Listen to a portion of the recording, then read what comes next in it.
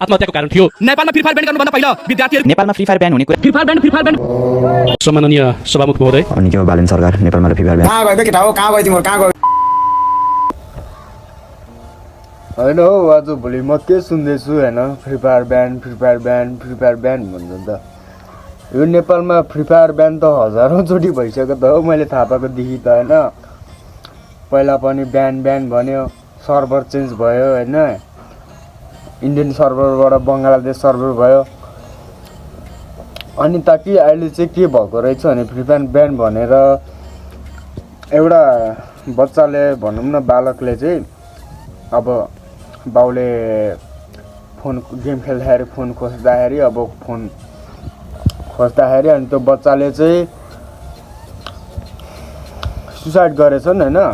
अनि त्यसैले नेपालको अहिलेको सरकारले फ्री फायर ब्यान गर्ने भनेको रहेछन् होइन।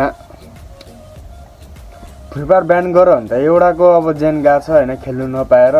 यहाँ नेपालमै फ्री फायर ब्यान भयो भने त होइन, सारा मान्छेहरू त मरिहाल्छ नि हौ। कतिजना लोयलिटी खान् नि त फ्री फायर खेल्ने होइन, त्यो पनि बुझ्नु पर्यो एउटा।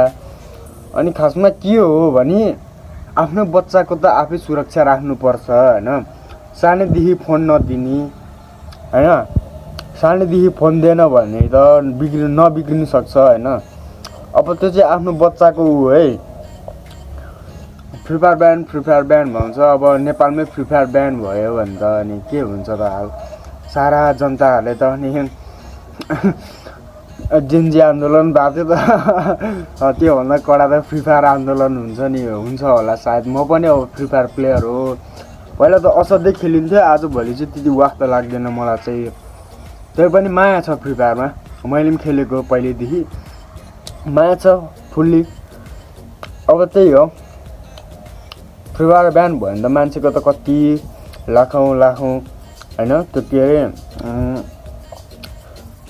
लाखको आइडियाहरू हुन्छ, तिनीहरू जान्छ। तर फ्री फायर ब्यान चाहिँ हुँदैन ल केटा हो, ढुक्क हो। किनकि सरकारले बुझ्नुपर्ने कुरा हो। अब के गर्छन् होइन, झ्यापै बन्द गरिदियो भने त मान्छेहरू त सबै डिप्रेसनमा जान्छ होला नि त होइन।